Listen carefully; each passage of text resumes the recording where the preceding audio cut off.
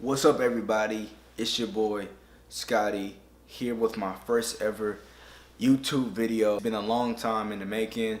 I'm just grateful to God that I can be able to be in front of a camera and talk about my opinions on a couple of things and let you guys know, why I'm doing YouTube. In the near future, I'll do a video that kind of discusses what I plan on doing on YouTube and just why I got on YouTube in the first place. But I want to try and keep this video as short and sweet as possible.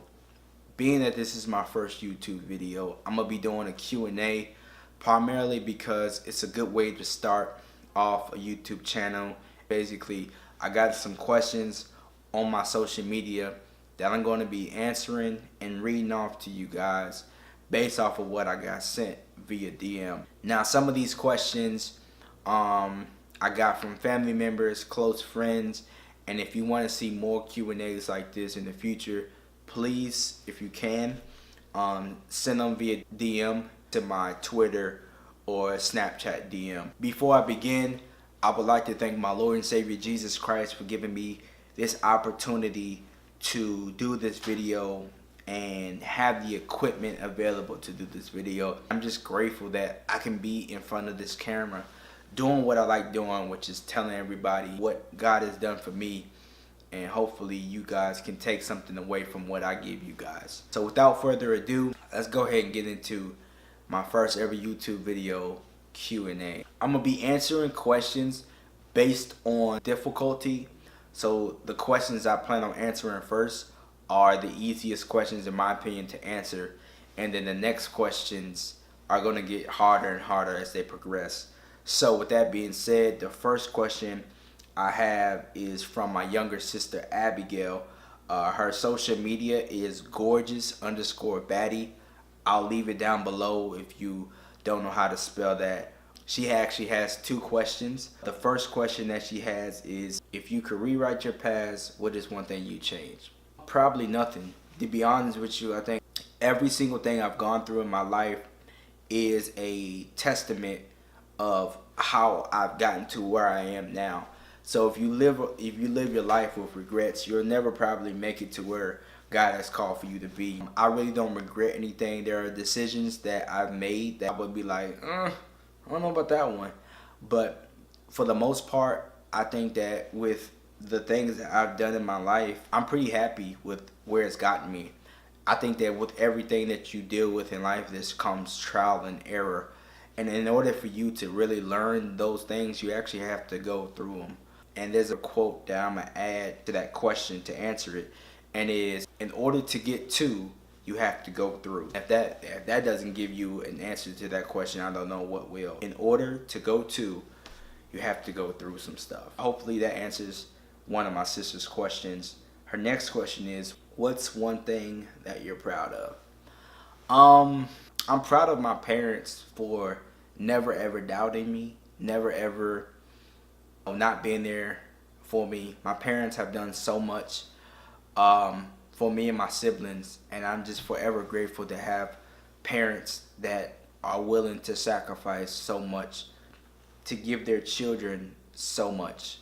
And I love my parents to death, my father and my mother. Luckily they're still alive, and I'm just grateful that they would be, the parent in my eyes as ones that are always there for their kids. I mean, whenever I need something, I go to my mom and my pops. That's just real talk. So thank you, Abigail, for your question. I would definitely leave your social media down below, and thank you for watching. The next question is from my friend Cody. His social media is Cody Dwayne CDR. That's his Snapchat, and his Facebook is Cody Dwayne. I'll leave that down below also. His question is, what drives you every day to work hard to be successful? And to answer that question, bro, I want to say, in my opinion, what drives me every day to work hard to be successful is knowing that one day I could fail. Being honest with you, man, sometimes you fall so much, you actually are afraid of falling more. And I think that one thing that's driving me is knowing that God is watching and Christ is leading the way. That's what drives me. Knowing that God is watching, Christ is leading the way, and people are supporting me. That's what drives me every day to work hard to be successful. Knowing that I could one day be out in the streets again, or I could be homeless again. That's what drives me, is not ever having to go through that ever again. That's what really drives me to be successful. Not ever having to go through that struggle of sleeping in the car, living on the streets, and not having enough food. That's what drives me to be successful every day. I hope that answers your question, bro. Thank you for watching, and please subscribe if you haven't. God bless you, bro. The next question is from my friend Iradio. His Twitter handle is IradioV123, and his Snapchat is basically the same thing, IradioV123. Iradio's question is, what keeps you motivated to keep going? What's your favorite sneaker of all time? And what's your favorite sneaker you got from your collection? To answer your first question, bro, what keeps me motivated to keep going is exactly what I said when I answered my friend Cody's question. It's just knowing that I could one day go back to struggling, and I just don't want to struggle anymore. Real life, man, it's too much in this world that God has blessed humanity with for people to struggle. And coming from my background, I can attest to what struggling is like. I just don't want to struggle anymore, man. I want to be able to support my family, support my mom, and support my friends, my day ones especially. My favorite sneaker of all time would probably be Air Jordan 4 white cement, primarily because of the Nike OG silhouette. It's just a beautiful colorway. If you don't know what the white cement 4s are, congratulations, you played yourself. The favorite sneaker I have for my collection is these right here. These are the Air Jordan 1 Retro High OG bread colorways. Just let you see them as you look at all that, man, butter, the toe quality. Whew, yeesh, that is some tumbled leather right there. These are my favorite, man. Like, I haven't even broken these out yet. These are, as you can see, still dead stock, and these are going for a lot right now. Primarily because of the silhouette. It's an Air Jordan 1 model, and because of the colorway. Man, this colorway is a sick, nasty colorway. Love it. This colorway is, if you don't have these in your collection, you need to get these. You need to get these ASAP. But yeah, man, this is the favorite sneaker in my collection. Bread ones. Thank you, bro, for the question. I appreciate you for watching, and I know that you're one of my day ones, so man, I won't forget that, man. I appreciate you. I have too much questions left, so let's go ahead and read these. The next question I have, these questions are going to get a little bit harder. The next question I have is from my friend Baker. I call him Bake. His social media is big.ben6. I'm going to put it down below. And you guys can go check him out on social media. His question is actually one of the harder questions. I couldn't decide if I should put this one second to last or last, but I put it second to last. His question is, what motivates you to take that step into the unknown? Wow, good question, bro. I really appreciate that question. What motivates you to take that step into the unknown? To be honest and to be frank, I guess you could say knowing that it's never been done, or knowing that it could be done better, is what motivates me to take that step into the unknown. Knowing that I could have more, I could touch more people, I can bless more people, I could impact more lives. That's what really motivates me to take that step into the unknown. Knowing that somebody is out there that needs me to do what I'm doing, for them to actually have maybe a relationship with God, or to mend some broken pieces. Knowing that what you're doing is bigger than you, and you're doing it for a purpose and a cause to help other people. That's what motivates me to take a step into the unknown. Because when people are watching, people notice everything that you do. You want to do it as unto the Lord. And when you do it unto God, I promise you, hands down, God is going to make a way. If you do it unto Him, He's going to make a way. And I can attest to that. Thank you, Baker, for your question. I really appreciate your question, by the way. And I appreciate you checking out my channel. And you are also one of my day ones, so I thank you for that. And I won't forget that, man. You are a good friend. Last but definitely not least The last question of my Q&A is from my older sister, Joy. She has so much social media, it's ridiculous. I'm going to put all her social media down below, and you can check her out. Her question is a little different than each and every one of you guys' question. Her question is, how do you feel about cultural appropriation? I'll read it again. How do you feel about cultural appropriation? There's really not much I can say about cultural appropriation because I don't know much about it. If you've heard recently in the news, Bruno Mars was, I guess you could say, under fire for his recent music.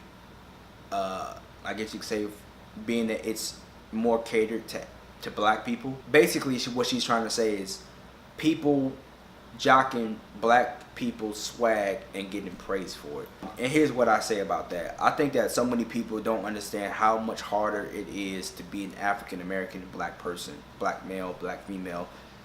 And being that we have to work that much harder for what we want in life, it makes it seem as if what we're trying to accomplish is near impossible. From music to entertainment to hair and beauty products to anchor men and anchor women, it's really difficult. So to answer that question, how do I feel about cultural appropriation? I respect people that are doing it to help uplift and inspire cultures. However, I feel like when you start trying to make money or get praise for taking other people's or taking other cultures' swag and implementing them in your own culture and getting a lot of praise for it, it's kind of like why do that? Why do that? However, at the same time, I can't hate them for it because, you know, they're doing what they love, and in some cases they're doing it because they want to try to reach that culture, and they may not be able to because of their background and culture. So you have to take into effect, you know, what do you think they're going to feel like if they're trying to reach a crowd of people and they don't know how to reach them other than look at what their culture has done and copy that. Basically, that's really what it comes down to. So I hope that answered your question in some way.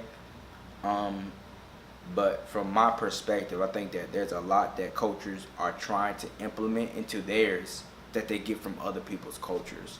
I hope that answers your question in some way, shape, or form. If not, just leave me a message or comment and let me know what you think. Those are all the questions I have for today.